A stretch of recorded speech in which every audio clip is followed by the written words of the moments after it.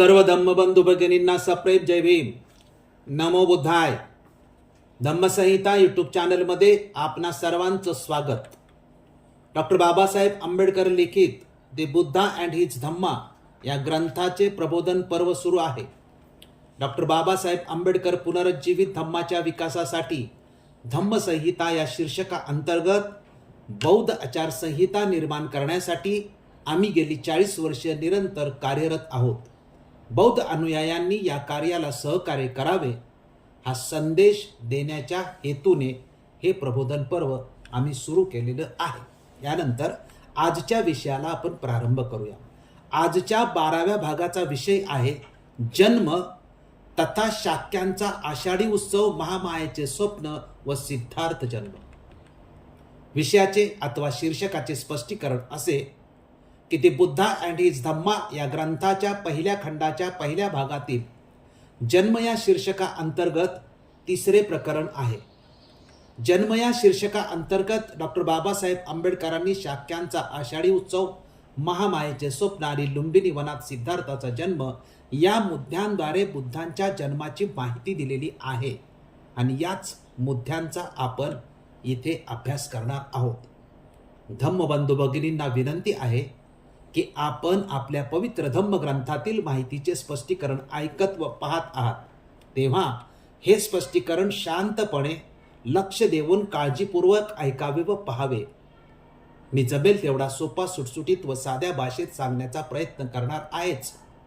इथे फक्त ग्रंथातील जन्म या शीर्षकाअंतर्गत दिलेल्या 27 मुद्द्यांचे स्पष्टीकरण करणार आहोत. ही आपल्या अभ्यासाची मर्यादा आहे याची सर्वांनी कृपया नोंद घ्यावी. बुद्ध चरित्राची 4 साधने आहेत. दिग्निकायातील महापदान सुत्त, अश्वघोष चरित्र, अट्टकथा ही बुद्ध चरित्राची ग्रंथीय साधने आहेत. या 3 साधनांतील संदर्भाच्या आधारे बाबासाहेबांनी बुद्ध जन्माची माहिती आपल्या ग्रंथात दिली आहे. या 3 साधनांच्या व्यतिरिक्त पुरातत्व विभाग हे बुद्ध चरित्राचे 4थे साधन 20व्या शतकात उदयास आलेले आहे. बाबासाहेबांनी दिलेल्या माहितीच्या अभ्यासा अगोदर आपण या 4 साधनांचा संक्षिप्त स्वरूपामध्ये अभ्यास करण्याची आवश्यकता आहे. तेव्हाच आपल्याला बुद्ध जन्माच्या कथेचा उलगडा होऊ शकतो आणि म्हणून आपण या 4 साधनांचा संक्षिप्तपणे इथे अभ्यास करूया. त्यातील पहिले साधन महापदान सुत्त याची माहिती घेऊया. त्रिपिटकात जे निकाय दिलेले आहेत त्यामध्ये दीघनिकाय नावाचा एक निकाय आहे. त्यातील 14 नंबरचे सूत्र हे महापदान सूत्र आहे. हे महापदान सूत्राचा 2/1 असा नंबर सुद्धा दिलेला आहे. हे सूत्र एकूण 7 बुद्धांच्या जीवनचरित्राबाबतची माहिती देणारे आहे. या बुद्धांच्या चरित्रातील मध्यवर्ती संकल्पना 9 प्रसंगामध्ये किंवा 9 घटनांमध्ये दिल्या आहेत. त्यातील पहिली घटना जाती आणि गोत्र, दुसरी गर्भामध्ये येण्याची लक्षणे, तिसरी 32 शरीर लक्षणे, चौथी ग्रहत्यागाची 4 पूर्व लक्षणे, 5वी संन्यास अथवा प्रव्रज्जा, 6वी बुद्धत्व प्राप्ती, 7वी धर्मचक्र प्रवर्तन, 8वी शिष्याद्वारे धर्मप्रचार आणि 9वी देवता साक्षी किंवा देवता गण. या घटना बुद्ध चरित्राच्या आराखड्यातील क्रमवार पायऱ्या आहेत. भूतकाळात जेवढे बुद्ध होऊन गेलेले आहेत त्या सर्व बुद्धांच्या जीवनचरित्राच्या घटना एकसारख्याच असल्याचे महापदान सुत्ताचा अभ्यास केल्यानंतर लक्षात येते. महापदान सुत्तात दिलेल्या घटनांवर आधारितच गौतम बुद्धाचे चरित्र सुद्धा लिहिलेले आहे. 7ही चरित्रातील घटना समान आहेत, फक्त नावे व ठिकाणे मात्र वेगवेगळी आहेत. उदाहरण म्हणून पहिला बुद्ध विपस्सी याचे चरित्र दिलेले आहे. या पहिल्या बुद्धाच्या चरित्राचा अभ्यास केल्यानंतर विपस्सी बुद्धाचे व गौतम बुद्धाचे चरित्राचे बिंदू समान असल्याचे व नावे आणि ठिकाणे मात्र वेगळी असल्याचे आढळते. यावरून हे स्पष्ट होते की बुद्ध चरित्र कसे लिहायचे याचा आराखडा ठरविला गेला आहे. त्याप्रमाणे चरित्र लिहिली आहेत. धर्मानंद कोसंबी भगवान बुद्ध पूर्वार्ध आणि उत्तरार्ध या त्यांच्या ग्रंथात पृष्ठ क्रमांक 16 वर लिहितात की महापदान सुत्तातील काही भाग निराळे काढून ते गौतम बुद्धाच्या चरित्राला सुत्त पिटकातच लागू केलेले दिसून येतात. याची हे पहिल्या साधन महापदान सुत्ताची संक्षिप्त आपण माहिती या ठिकाणी पाहिलेली आहे. आता दुसरे साधन अश्वघोषाचे बुद्ध चरित्र आहे, त्याची माहिती घेऊया. बुद्धानंतर आणि त्रिपिटकाच्या निर्मितीनंतर 500 वर्षांनी निर्माण केलेल्या अश्वघोषाच्या बुद्ध चरित्राचा नेमका आधार काय, हे शोधण्याचा जेव्हा आपण प्रयत्न करतो तेव्हा दिग्निकायातील महापदान सुत्तात हा आधार मिळतो. महापदान सुत्तामध्ये बुद्ध चरित्राचा जो आराखडा दिलेला आहे त्या आराखड्याचा आणि अश्वघोषाच्या चरित्राचा अभ्यास केल्यानंतर स्पष्ट होते की महापदान सुत्तातील बुद्ध चरित्राच्या आराखड्याच्या आधारावर अश्वघोषाने बुद्ध चरित्र लिहिले असावे. ललित विस्तारात आणि अश्वघोषाच्या बुद्धचरित काव्य या ग्रंथामध्ये दिलेल्या बुद्ध चरित्रावरून बहुतेक सर्व बुद्ध चरित्र लिहिली गेली आहेत. हे दोन्हीही ग्रंथ नाट्यमय प्रसंगांनी आणि अतिशयोक्तींनी ओतप्रोत भरलेले आहेत. हे चरित्र संस्कृतमध्ये लिहिले आहेत. तसेच हे चरित्र काव्यात्मक आहे, अलंकारिक भाषेमध्ये आहेत. ललित विस्तार आणि अश्वघोष ही जी चरित्र आहेत ही सर्व बुद्ध चरित्रे महापदांवरून लिहिलेली आहेत असं धर्मानंद कोसंबी यांनी सुद्धा याला पुष्टी दिलेली आहे. तिसरं जे साधन आहे ते अट्टकथांचे आहे. बुद्ध चरित्र समजून घेण्यासाठी अट्टकथाची माहिती घेणं अतिशय आवश्यक आहे. ती आपण संक्षिप्त स्वरूपामध्ये इथे पाहूया. अट्टकथामधील बुद्ध जन्माची कथा माशे मोरे यांनी भारतातील बुद्ध धम्माचा इतिहास या पुस्तकात पृष्ठ क्रमांक 153 वर दिलेली आहे. मोरे लिहितात की बुद्धांच्या नंतर हजारो वर्षाने पाली बौद्ध साहित्याचा अर्थ समजावून सांगण्यासाठी अट्टकथांची निर्मिती झालेली आहे. आता अट्टकथेतील बुद्ध जन्म कथेचा अभ्यास केल्यानंतर आपल्याला असे लक्षात येते की कथाकारांनी कथा कशी लिहायची याचा सुद्धा प्रथम आराखडा ठरवलेला आढळतो. अट्टकथाचा अभ्यास केल्यानंतर आपल्या लक्षात येईल. त्याचे मुद्दे पहा, कसा ते पहा. एक, कथेत म्हटले आहे की महापुरुषाने जन्म कोणत्या वेळेला घ्यावा हे ठरवले, म्हणजे जन्माची वेळ ठरवली. जन्म कुठे व कोणत्या प्रदेशात घ्यायचा हे ठरवले. त्यासाठी जम्बूद्वीपाची निवड केली. जम्बूद्वीपात कोणत्या नगरात जन्म घ्यायचा हे ठरवले. त्यासाठी कपिल वस्तूची निवड केली. कोणत्या कुळात जन्म घ्यायचा ते ठरवले. त्याप्रमाणे क्षत्रिय कुळाची निवड केली. 5, क्षत्रिय कुळात सुद्धा नेमका कोणाच्या पोटी जन्म घ्यावा हे ठरवून यासाठी शुद्धोधन व महामाया यांची आई वडील म्हणून निवड केली. 6, कोणत्या मुहूर्तावरती गर्भात प्रवेश करायचा ते ठरवले आणि उत्तराषाढ नक्षत्राच्या मुहूर्तावरती गर्भात प्रवेश करण्याचा निर्णय घेतलेला आहे. 7, गर्भात प्रवेश करण्याच्या वेळेपासून बोधिसत्वाच्या आईच्या रक्षणासाठी 4 देवपुत्रांचा पहारा ठेवला आहे. 8, ज्या गर्भात बोधिसत्व असतो तो गर्भ दुसऱ्या प्राण्यांसाठी योग्य नाही असे ठरवून ती माता मुलाला जन्म देताच 7 दिवसात मृत्यू पावते हे ठरवले. 10, जन्म होताच प्रथम 4 महाब्रह्म बालक बोधिसत्वाला सोन्याच्या जाळ्यात घेतील हे ठरवले. बोधिसत्व आईच्या कुशीतून कोणतीही घाण न चिकटता स्वच्छ बाहेर येतात हे ठरवले. बाहेर येताच उठून उभे राहतात आणि जन्मताच 7 पावले चालतात हे ठरवले. या जगात मीच सर्वश्रेष्ठ आहे अशी घोषणा सुद्धा जन्माला आल्या आल्या करतात. या जन्मकथेबद्दल डॉक्टर भदंत आनंद कौसल्यान म्हणतात की या कपोल कल्पना आहेत. बालक सिद्धार्थ जन्मताच मी जगात सर्वश्रेष्ठ आहे असे म्हणणारा या कथेत सांगितले आहे. जर सिद्धार्थ कुमार जन्मग्रहण करताच जगात सर्वश्रेष्ठ झाले होते तर मग ग्रहत्याग करून बोधिप्राप्तीसाठी प्रयास करण्याची काय आवश्यकता होती. हे अट्टकथेतील जन्माचे मुद्दे आहेत. हे कोण सांगतंय की भदंत आनंद कौसल्या सांगतात की ह्या कपोल कल्पना आहेत. माशे मोरे लिहितात की बोधिसत्व सिद्धार्थ गौतमाच्या जन्माचे डॉक्टर बाबासाहेब आंबेडकरांनी केलेले वर्णन अगदी वास्तववादी वाटते, तर निदान अट्टकथात केलेले वर्तन कितीतरी बेजबाबदार कवींच्या कल्पना आहेत आणि हे शुद्ध वाचकांच्या लक्षात आले पाहिजे. आट्टकथेच्या विश्लेषणातून मग आपण संदेश काय घ्यायचा? तर माझ्या दृष्टिकोनातून संदेश हा घ्यायचा की बुद्ध जन्म झाला आहे हे वास्तव आहे, परंतु बुद्ध जन्मले हे सांगण्यासाठी काल्पनिक व अंधश्रद्धात्मक गोष्टी जोडलेल्या आहेत, हे सर्वांनी लक्षात घेतलं पाहिजे. आता चौथं जे साधन आहे तो पुरातात्विक भाग, त्याची माहिती घेऊया. बुद्ध चरित्राचे चौथे साधन पुरातात्विक विभाग आहे.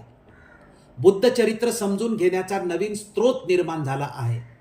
भारतात याला ब्रिटिश काळात म्हणजेच 20व्या शतकात सुरुवात होते आणि जनतेपर्यंत ही माहिती 20व्या शतकाचा उत्तरार्ध व 21व्या शतकाच्या प्रारंभी पोहोचते. पुरातत्वाच्या अगोदरच्या वरील 3 साधनांची सर्व माहिती ही ग्रंथावर आधारित आहे, तर पुरातत्वाची माहिती ही उत्खननात मिळालेल्या पुराव्याच्या आधारावरती आहे. हा फरक मात्र सर्वांनी लक्षात घेतलाच पाहिजे.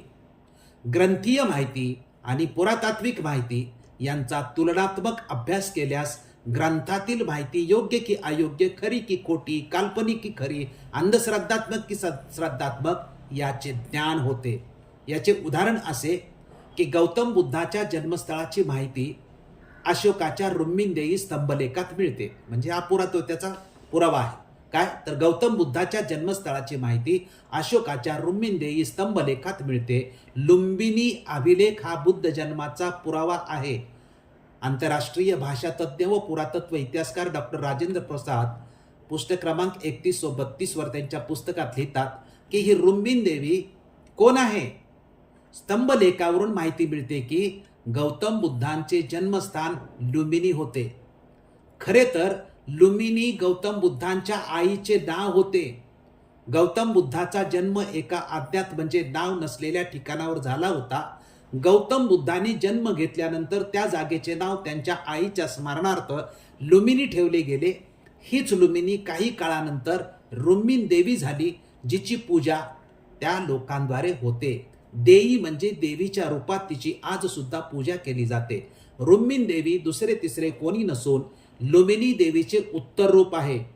गौतम बुद्धाच्या आईचे मूळ नाव लुंबिनी होते. माया हे नाव नंतर जोडलेले आहे, त्यानंतर महामाया असे जोडलेले आहे. ही पुरातत्ववेत्यांची पुरातात्विक पुराव्याच्या आधारे भूमिका अधिकृतपणे आहे.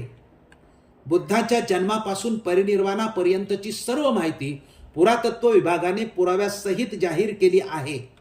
बुद्धाचे मूळ नाव सिद्धार्थ नसून सुकिती आहे.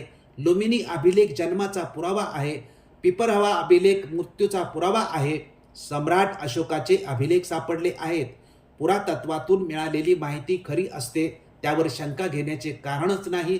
पुरातत्वाची माहिती म्हणजे दूध का दूध व पाणी का पाणी अशी असते. जसजशी पुरातत्वीय माहिती मिळते तस तसा अंधश्रद्धा, काल्पनिक माहिती व कथावरील पडदा दूर दूर होत जातो. आणि म्हणून खऱ्या खोट्यांचा निर्णय करावायचा असेल तर पुरातात्विक माहितीच्या निकषावर ग्रंथीय माहिती तपासणे आज आवश्यक आहे किंवा गरजेचं आहे. वरील 4ही मुद्दे बुद्ध चरित्र साधनांचा अभ्यास केल्यानंतर असे अनुमान निघते की बुद्ध होऊन गेले आहेत. त्यांचा धम्म, त्यांचे तत्वज्ञान, त्यांचा प्रचार, भिक्खुसंघ ही सर्व माहिती खरी आहे, परंतु या खऱ्या माहितीमध्ये काल्पनिक व अंधश्रद्धात्मक गोष्टींची भेसळ केली आहे हे सुद्धा स्पष्ट होते. पुरातत्व माहितीच्या आधारे खऱ्या खोट्या गोष्टींचा निर्णय होण्यासाठी मदत होते. डॉक्टर बाबासाहेब आंबेडकरांनी जी बुद्ध जन्म कथा सांगितलेली आहे ती पाहूया. दी बुद्धा अँड हिज धम्मा ग्रंथातील जन्म या शीर्षकांतर्गत डॉक्टर बाबासाहेब आंबेडकरांनी जी माहिती दिली ती प्रथम पाहूया. बाबासाहेब लिहितात की बाबासाहेबांनी एकूण 27 आकडे दिले. त्यातला पहिला आकडा आहे की शुद्धोधनाला सिद्धार्थ गौतम हा पुत्र झाला. त्याच्या जन्माची कथा अशी आहे. आकडा 2 की शाक्य लोकात प्रतिवर्षी आषाढ महिन्यात येणारा एक उत्सव पाळण्याची प्रथा होती. सर्व शाक्य लोक आणि त्याप्रमाणे राजघराण्यातील मंडळी हा महोत्सव साजरा करीत असत. हा महोत्सव 7 दिवस साजरा करण्याची पद्धत होती. 4 आकडा एकदा महामायेने हा महोत्सव मोठ्या थाटामाटात पुष्पमाला सुगंधादी वस्तूंचा उपयोग करून, परंतु मद्यपानादी उत्तेजक वस्तू वर्ज्य करून साजरा करण्याचे ठरवले. 5. उत्सवाच्या 7व्या दिवशी ती भल्या पहाटे उठली. सुगंधी पाण्याने तिने आंघोळ केली. दानधर्मीय 4 लक्ष मोहरा तिने देणगी म्हणून वाटल्या. मौल्यवान अलंकार घालून साज शृंगार केला. आवडीच्या पदार्थाचे सेवन केले व व्रताचरण करून निद्रेसाठी कलात्मकतेने सजविलेल्या शयन मंदिरात ती गेली. 6. त्या रात्री शुद्धोधन व महामाया यांचा एकांत होऊन महामायेला गर्भसंभव झाला. पलंगावर पहुडली असताना ती तशीच झोपी गेली आणि निद्राधीन असताना तिला स्वप्न पडले. 7. स्वप्नात तिला असे दिसले की चतुर्दिक्पालांनी, इथं चतुर्दिक्पाल हा जो शब्द वापरलेला आहे, चतुर्दिक्पाल म्हणजे 4 देव किंवा इंग्रजीत त्याला वर्ल्ड गार्डियन असं म्हटलेलं आहे.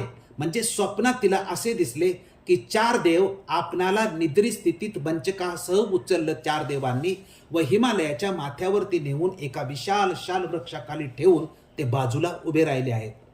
नंतर या 4 देवांच्या स्त्रिया तिच्या जवळ आल्या व त्यांनी तिला मानसरोवराकडे नेले. त्यांनी तेथे तिला अभ्यंग स्नान घालून तिची वेशभूषा केली. तिला त्यांनी सुगंधी द्रव्य लावून फुलांनी असे सजवले की ती कुणा दिव्य शक्तीचे स्वागत करावयास तयार झाली आहे असे वाटले.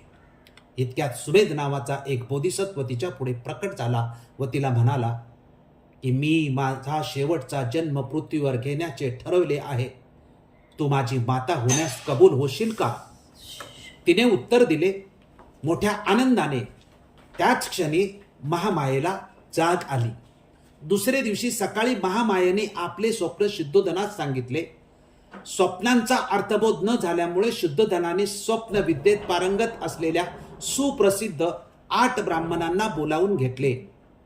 त्यांची नावे 1 राम, 2 धन, 3 लखन, 4 मंती, 5 यन्न, 6 सुयाम, 7 भोग व 8 सुदत्त अशी होती. शुद्धोधनाने त्यांच्या स्वागताची यथायोग्य तयारी केली. त्याने सेवकाकडून जमिनीवर फुलांचे सडे घालून त्या ब्राह्मणांसाठी उच्चासने मांडली. त्याने त्या ब्राह्मणांची पात्रे सोन्या चांदीने भरून द्रतमदयुक्त व साखर मिश्रित दूध भाताचे सुग्रास भोजन देऊन त्या संतुष्ट केले. याशिवाय त्यांना नवी वस्त्रे, गायी इत्यादींचे दान दिले.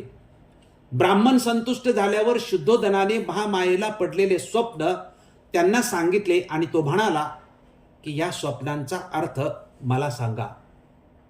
राजा, चिंता करू नकोस. ब्राह्मण म्हणाले, तुला एक असा पुत्र होईल की जर तो संसारात राहिला तर तो सार्वभौम सम्राट होईल, पण संसार त्याग करून जर तो संन्यासी झाला तर तो विश्वातील अज्ञान अंधकार नाहीसा करणारा भगवान बुद्ध होईल. पात्रातील तेलाप्रमाणे महामायेने 10 महिने बोधिसत्वाला आपल्या गर्भात धारण केले. तिचा प्रसूती काळ जवळ येऊ लागताच प्रसूतीसाठी आपल्या माहेरी जाण्याची तिने इच्छा व्यक्त केली. आपल्या पतीला ती म्हणाली, माझ्या पित्याच्या देवदह नगरीला मी जाऊ इच्छिते. तुझ्या इच्छेप्रमाणे होईल, राजाने उत्तर दिले. सोन्याच्या पालखीत बसवून शुद्धोधनाने मोठ्या लवाजब्यासहित तिला तिच्या पित्याच्या घरी पाठवले. देवदहला जात असताना मार्गात फुलांनी भरलेल्या तसेच पुष्पविरहित अशा वृक्षांच्या आल्हाददायक गर्दवनराईतून महामायेला जावे लागणार होते. तेच लुंबिनी वन होय. लुंबिनी वनातून पालखी नेली जात असताना ते वन स्वर्गीय अशा चित्रलता वनाप्रमाणे किंवा एखाद्या महाप्रतापी राजाच्या स्वागतासाठी सुशोभित केलेल्या मंडपासारखे भासत होते. बुंध्यापासून फांद्याच्या शेंड्यापर्यंत तेथील वृक्ष फुलाफळांनी ओथंबलेले होते. त्यावर नाना रंगाचे असंख्य भ्रमर चित्रविचित्र आवाजात गुंजारव करीत होते आणि निरनिराळ्या प्रकारचे पक्षीगण मंजूळ स्वरालाप काढत होते. तेथील मनोरम दृश्य पाहून महामायेच्या मनात तेथे थांबून काही काळ क्रीडा विहार करण्याची इच्छा उत्पन्न झाली. म्हणून तिने पालखी वाहणाऱ्या सेवकास आपली पालखी शाल वृक्षाच्या कुंजात नेऊन उतरविण्यास व तेथे उभे राहण्यास सांगितले. महामाया पालखीतून उतरली व तेथील एका सुंदर शाल वृक्षाच्या बुंद्याशी चालत गेली. त्या शाल वृक्षाच्या फांद्या वाऱ्याच्या झुळकीने वर खाली हेलावत असलेल्या पाहून महामायेला त्यापैकी एक फांदी हाताने धरावी असे वाटले. सुदैवाने एक फांदी सहजगत्या तिला धरता येईल एवढी खाली आली. इतक्यात ती आपल्या पायाच्या चवड्यावर उभी राहिली व तिने फांदी हाताने धरली. तेवढ्यात फांदी वर गेल्यामुळे झटक्याने महामाया वर उचलली गेली आणि अशा प्रकारे हल्ल्यामुळे तिला प्रसूतीच्या वेदना होऊ लागल्या. शालवृक्षाची फांदी हातात धरली असताना उभ्यानेच तिने मुलाला जन्म दिला.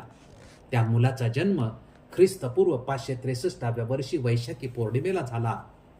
शुद्धधन व महामाया यांचा विवाह होऊन पुष्कळ वर्ष झाली होती, परंतु त्यांच्या पोटी संतानच नव्हते आणि म्हणून पुत्र प्राप्ती झाली तेव्हा शुद्धोधनाने व त्याच्या परिवाराने आणि सर्व शाक्यांनी पुत्र जन्माचा तो उत्सव मोठ्या हर्षोल्लासाने थाटामाटात साजरा केला.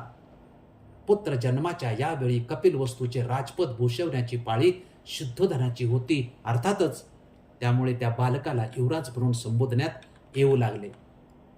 बाबासाहेबांनी बुद्ध जन्माची माहिती कोणत्या ग्रंथातून ही सगळी माहिती घेतली आहे?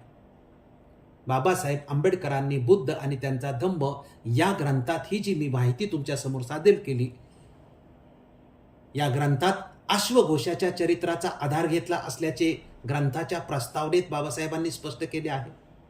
महाराष्ट्र शासन खंड 11च्या पुरवणीत ग्रंथ संदर्भाचा चार्ट दिला आहे.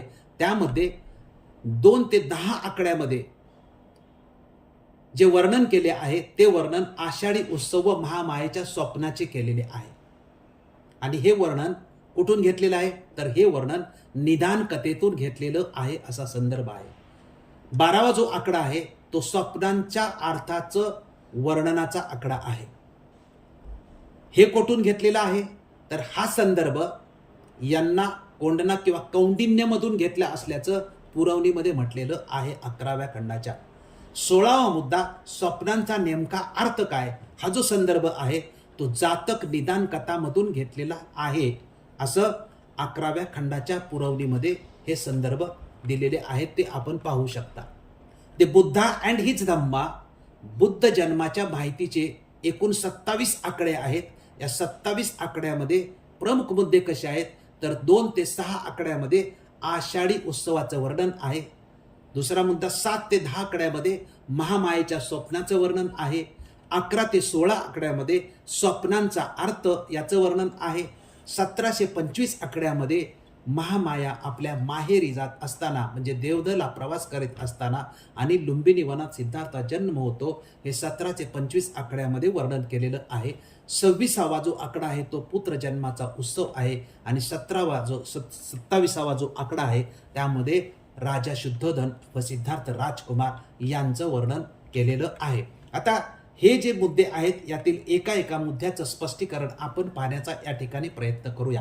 1 ते 6 मुद्दे आहेत. शाक्यांचा आषाढी उत्सव याबाबत म्हटलेलं आहे की बुद्ध आणि त्यांचा धम्म ग्रंथानुसार सिद्धार्थ गौतमाच्या जन्माची कथा आषाढी उत्सवापासून सुरू होते. शाक्य लोक आणि राजघराण्यातील लोक 7 दिवस आषाढ उत्सव साजरा करीत होते. महामायेने थाटामाटात उत्सव साजरा केला. उत्सवाच्या 7व्या दिवशी सर्व सोपस्कार आटोपून ती झोपण्यासाठी शयन मंदिरात जाते. तिथे महामाया व शुद्धोधनाचा एकांत होतो आणि त्यानंतर ते निद्राधीन असताना तिला स्वप्न पडते. ही बुद्ध जन्माची पार्श्वभूमी बाबासाहेब आंबेडकरांनी आपल्या ग्रंथामध्ये सांगितलेली आहे. आता 7 ते 10 आकड्यामध्ये महामायेच्या स्वप्नांचं वर्णन बाबासाहेब आंबेडकरांनी केलेलं आहे. त्याबद्दल पाहूया. बुद्ध आणि त्यांचा धम्म ग्रंथात स्वप्नाबाबत लिहिले आहे की महामायेला 4 देवांनी हिमालयाच्या पायथ्यावर मंचकासह नेले. तिथे 4 देवांच्या स्त्रिया तिच्याजवळ आल्या व त्यांनी तिला मानसरोवराकडे नेले. तिथे तिला अभ्यंग स्नान घालून वेशभूषा केली व सुगंधी द्रव्य लावून फुलांनी सजवले. त्यानंतर सुमेध नावाचा बोधिसत्व प्रकट होऊन मला शेवटचा जन्म पृथ्वीवर घ्यायचा आहे, तू माझी माता होशील का असे विचारतो. आता पहा, इथे महामायेच्या स्वप्नात देवदेवता व बोधिसत्व या 2 संकल्पना स्पष्टपणे दिलेल्या आहेत. याबाबत डॉक्टर सुरेंद्र अज्ञात बुद्ध धर्म कुछ प्रश्न कुछ उत्तर या आपल्या पुस्तकात लिहितात की इथे स्वप्नामध्ये देवदेवतांचा संबंध व हस्तक्षेप आहे. स्वप्नाला देवी देवतांचा संबंध जोडून अंधश्रद्धा निर्माण करणे हा हेतू ज्याने कुणी स्वप्न लिहिलेलं आहे त्या स्वप्न लिहिणाऱ्याचा आहे हे स्पष्ट होते, असं सुरेंद्र अज्ञात यांचं म्हणणं आहे. महामायेला 4 देवींनी तयार केल्यानंतर तिथे बोधिसत्व प्रकटतो. कोण प्रकटतो? तिथं बोधिसत्व प्रकटतो आणि त्याचे नाव काय तर सुमेध आहे.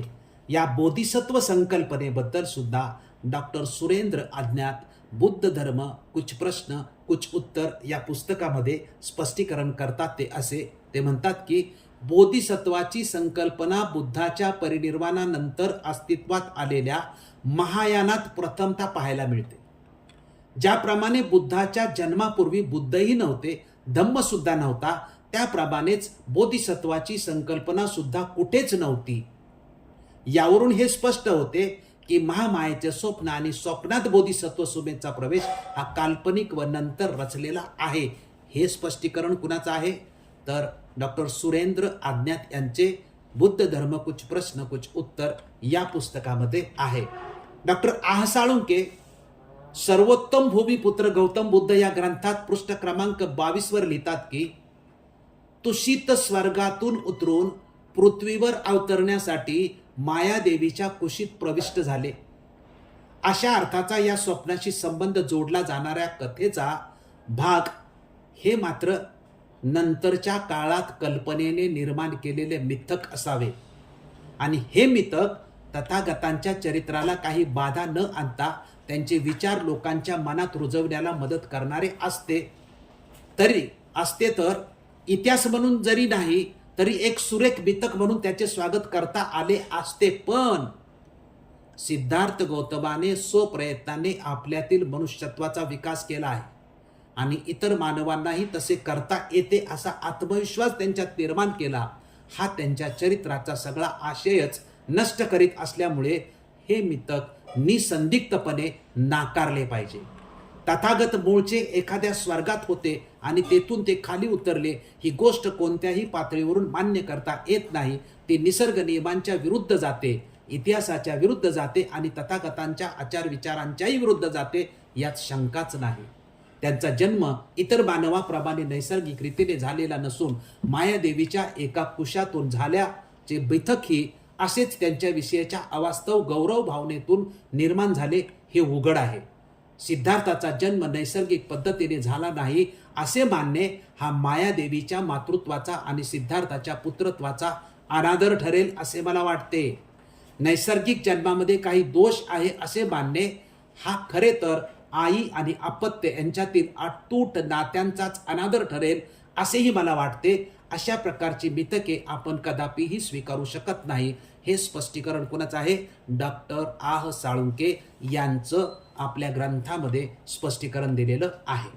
आता आकडा क्रमांक 11 ते 16 यामध्ये बाबासाहेब आंबेडकरांनी ब्राह्मणाद्वारे दिलेल्या स्वप्नांच्या अर्थाचं वर्णन केलेलं आहे. त्याची माहिती घेऊया.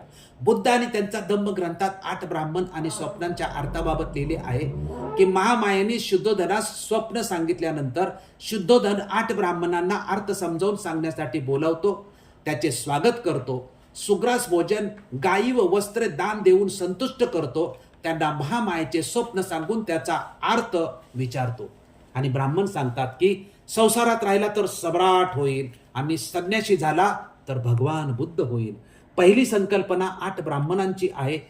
पुरातत्व बघा आता याचं स्पष्टीकरण की पुरातत्व इतिहासकार डॉक्टर राजीव पटेल वैदिक युग का घालबल या पुस्तकातील पृष्ठ क्रमांक 73 ते 84 वर बामन आणि ब्राह्मण याचा अर्थ व त्यातील फरक स्पष्ट करतात.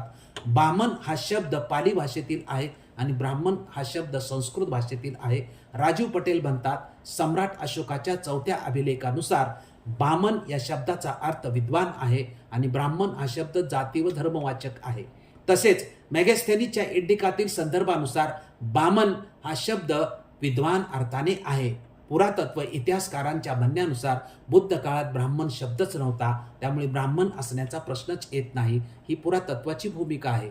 ग्रंथीय संदर्भ सांगतात की बुद्ध काळात वर्णव्यवस्था होती, परंतु पुरातत्व इतिहासकारांची भूमिका आहे की बुद्ध काळात वर्णव्यवस्था नव्हती, कारण याबाबत उत्खननात काहीही पुरावे आजपर्यंत सापडलेले नाहीत. तर स्वप्नांचा अर्थ याबाबत असे म्हणता येईल की फक्त स्वप्न कथेच्या आधारावरती ब्राह्मण बुद्धाच्या जन्माची भविष्यवाणी कसे काय करू शकतात? त्यांना हे कसे माहीत की जन्म घेणारा हा मुलगाच आहे आणि तो सम्राट किंवा बुद्ध होणार आहे?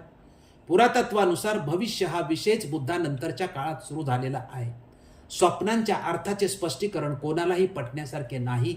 हे स्वप्न बुद्धानंतरच्या काळात रचलेले आहे हे सहज लक्षात येते. ही बुद्ध चरित्रात भेसळ असल्याचे सुद्धा स्पष्ट होते.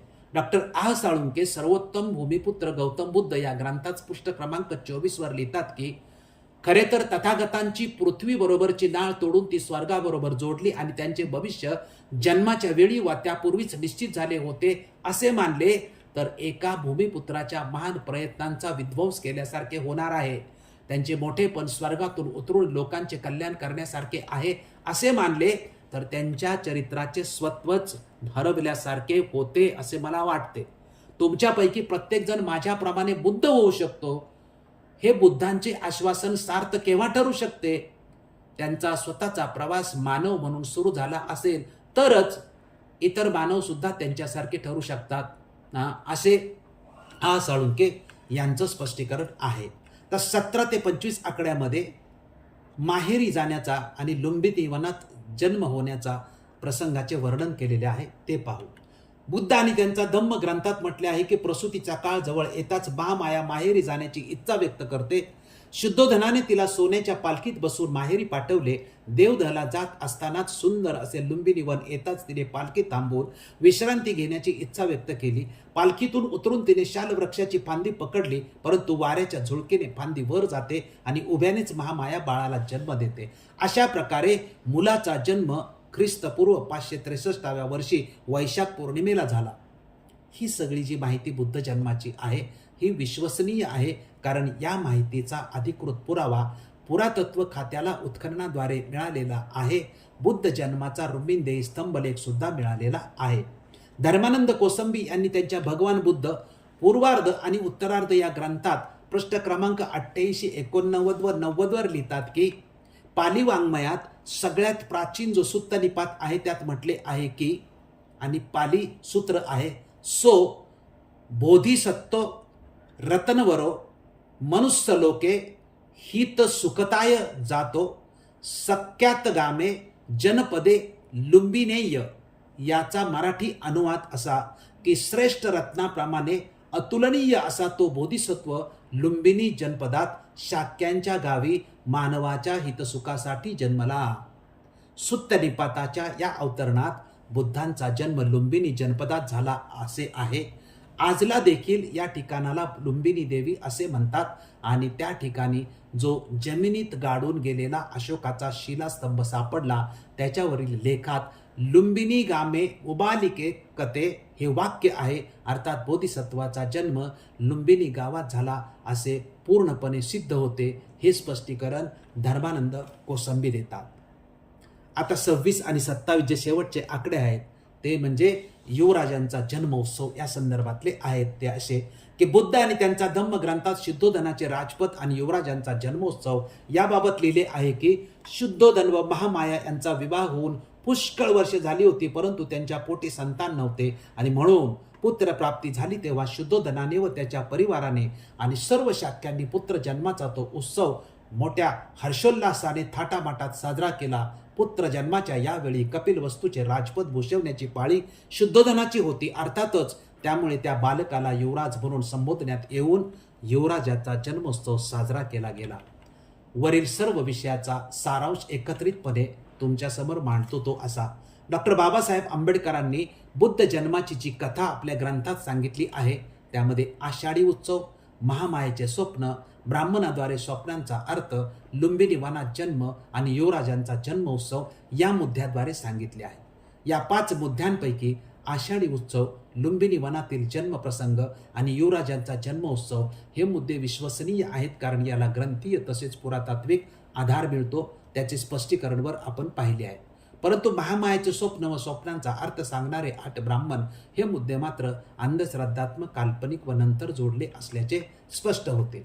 महामायेचे स्वप्न आणि ब्राह्मणाद्वारे त्याचा अर्थ या गोष्टी बौद्ध धम्माशी संबंधित नसल्या तरी बुद्धांच्या जीवनाशी या अंधश्रद्धात्मक, काल्पनिक गोष्टी कशा काय जोडल्या जाऊ शकतात हा प्रश्न अनुयायांमध्ये निर्माण झालेला आहे. याबद्दल बौद्ध अनुयायांमध्ये संभ्रम आहेच. त्यांना त्या पटत नाहीत. यावर गेल्या 68 वर्षात कोणत्याही बौद्ध विद्वानाने अथवा अभ्यासकांनी स्पष्टीकरण दिले आहे असा संदर्भ शोधण्याचा प्रयत्न केला, परंतु तो कुठेही मला मिळालेला नाही.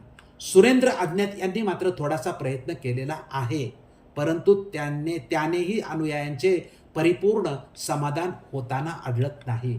डॉक्टर सुरेंद्र अज्ञात बुद्ध धर्म कुछ प्रश्न कुछ उत्तर या पुस्तकामध्ये बाबासाहेबांनी हे सगळे संदर्भ का दिलेत याच्या संदर्भात स्पष्टीकरण देण्याचा प्रयत्न केलेला आहे. या पुस्तकात महामायेच्या स्वप्नाबद्दल डॉक्टर सुरेंद्र अज्ञात लिहितात की याला म्हणजे या स्वप्नाला इथे बाबासाहेबांनी एवढ्यासाठीच दिले आहे की जेणेकरून वाचक हे ओळखू शकतील की परंपरागत पद्धतीने बुद्धांच्या जन्माशी कसल्या कसल्या कथा अथवा गोष्टी लोकांनी श्रद्धेने जोडून ठेवलेल्या आहेत. म्हणजे सुरेंद्र अज्ञात यांना म्हणायचंय की बुद्धाच्या जन्माशी म्हणजे वेगवेगळ्या प्रकारच्या कथा ज्या आहेत त्या कशा जोडून ठेवलेल्या आहेत हे बघा. पुढे म्हणतात सुरेंद्र अज्ञात की बुद्ध हे समाजात प्रतिष्ठित झाल्यानंतर त्यांच्या जन्माबाबतीत व पूर्वजन्माबाबतीत अनेक अशा कथा रचल्या गेल्या की ज्यामुळे बुद्धांची महिमा प्रकट होत राहील. अशा गोष्टी प्रत्येक महापुरुष प्रसिद्ध झाल्यानंतर त्यांचे अनुयायी करताना पाहायला मिळते, सुरेंद्र अज्ञात म्हणतात. पुढे म्हणतात की या स्वप्नाचे बुद्ध धर्माशी काहीही देणे घेणे नाही. याला अक्षरशः खरे मानले जाऊ शकत नाही, कारण बुद्ध धम्म तर सिद्धार्थाच्या जन्मानंतर 35 वर्षानंतर अस्तित्वात आला होता. स्वप्नांच्या आधारावर बुद्ध धम्माचा आराखडा तयार केलेला नाही. हे स्वप्न म्हणजे बुद्धोपदेश नाही. याला बुद्धिझमसाठी स्वीकारण्याची गरज नाही. हे सिद्धार्थच्या आईचे स्वप्न आहे आणि सिद्धार्थच्या जन्मापूर्वीचे आहे. परंतु अनुयायामध्ये ज्या शंका आहेत त्याचं परिपूर्ण समाधान करणे हे अतिशय कठीण आहे. याचे समाधानकारक उत्तर फक्त बाबासाहेबच देऊ शकतात. अनुमान असे आहे की जन्म तथा शाक्यांचा आषाढी उत्सव, महामायेचे स्वप्न व सिद्धार्थ जन्म या विषयांच्या स्पष्टीकरणासाठी आपण वरील सर्व मुद्द्यांचा अभ्यास केल्यानंतर असे अनुमान निघते की बुद्ध जन्म झाला हे वास्तव आहे. या वास्तवाला समजावून सांगण्यासाठी काही अंधश्रद्धात्मक व काल्पनिक गोष्टी समाविष्ट केल्या आहेत, त्या मात्र आपण सर्वांनी लक्षात घ्याव्यात. आपण जन्म या प्रकरणाचे विवेचन शांतपणे लक्षपूर्वक ऐकले पाहिले त्याबद्दल आपणा सर्वांचे मनपूर्वक आभार मानतो. डॉक्टर बाबासाहेब आंबेडकरांच्या पवित्र ग्रंथातील जन्म या भागाचे विवेचन आपणास आवडले असेल, तसेच विवेचनाची पद्धत आवडली असेल तर आपण हा व्हिडिओ जास्तीत जास्त लोकांपर्यंत पाठवून ग्रंथ प्रबोधनाच्या पर्वाला यशस्वी करण्यासाठी सहकार्य करावे ही विनंती. धन्यवाद. जय भीम, जय अशोक, जय बुद्ध, जय भारत. साधू साधू साधू.